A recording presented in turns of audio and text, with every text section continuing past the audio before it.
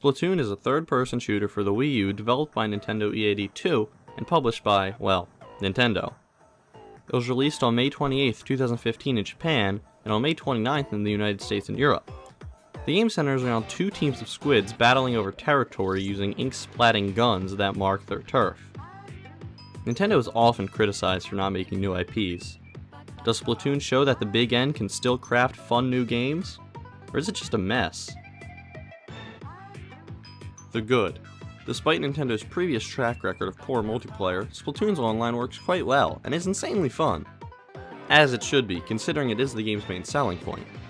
The game currently features two game modes split between three different match types. Casual mode has one match type, which is Turf War. In Turf War, the two opposing squid factions try and cover as much of the map in their team's ink before the timer runs out. Ranked mode consists of two different match types, Splat Zones and Tower Control. Splat Zones involves the team fighting over control of a small section of the map, while Tower Control has the teams battling over a moving tower that eventually infiltrates the enemy base. These game modes don't offer too much variety in the terms of gameplay. The real big differences comes from the pacing of each mode. Every game mode in Splatoon is quick. Turf Wars is the longest mode, and it only has a timer of 3 minutes. This feels like an eternity compared to the ranked matches though. Many times the ranked matches I've played finished quickly under 2 minutes. This gives the game a very nice pick up and play for a few matches kind of feel.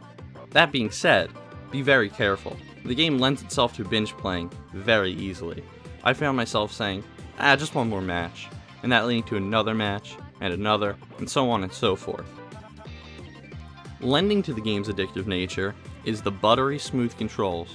Now, buckle up for what I'm going to say next. I'm talking about the motion controls specifically. I know, motion controls.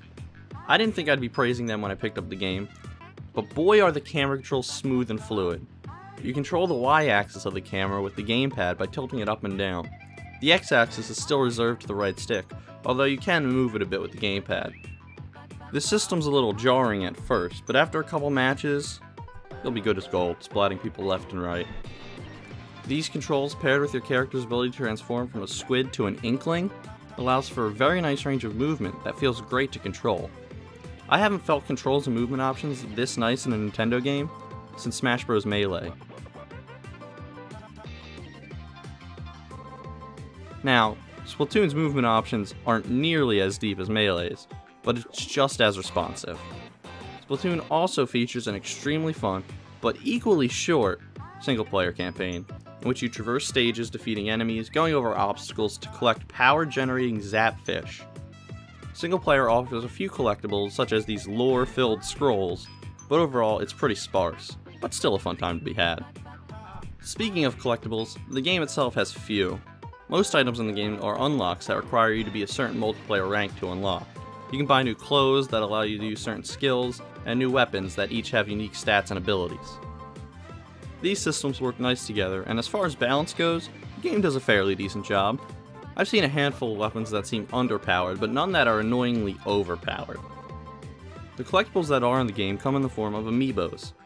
Tab an amiibo to the gamepad and you unlock new challenge maps, and then, from there, you can unlock new cosmetic upgrades. But I'll talk more about those in a minute when we talk about the bad. The lack of content does not just apply to Splatoon single player. There's a 4-map rotation that changes every couple of hours. This leads to many of the maps feeling stale after a few matches. The game also forces you to sit through the Squid Sisters explaining the maps that are in the rotation every time you start the game. Adding to that, Nintendo is still releasing maps and modes for the game, with more content updates planned for the future.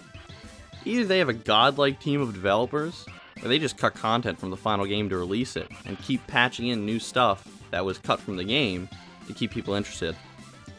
The Splatoon challenge maps are fun and offer nice cosmetic rewards, but locking levels behind figures with no way to purchase them as DLC just stinks in a game that's already lacking content. I've already previously mentioned the motion controls being great, but that's not just because of how smooth they feel on their own. It's also because, in comparison to many other shooters, the twin stick controls are absolute trash. The left stick works fine for movement, but the right stick is far too jittery, and almost feels as if it's snapping to a grid instead of aiming smoothly where you want it. Lag is obviously a big issue in crafting an online focused game, and for the most part, Splatoon fares well in this regard, as previously mentioned. Most of the time I encountered very little lag, but those times I did encounter lag, it was awful. I would shoot at people and nothing would happen, only to be killed by them a minute later when I was on the other side of the map. On top of that, the system that the game uses to allow matchmaking with friends is subpar. You have to check if your friend is playing and join their game. It's simple, but it's too simple.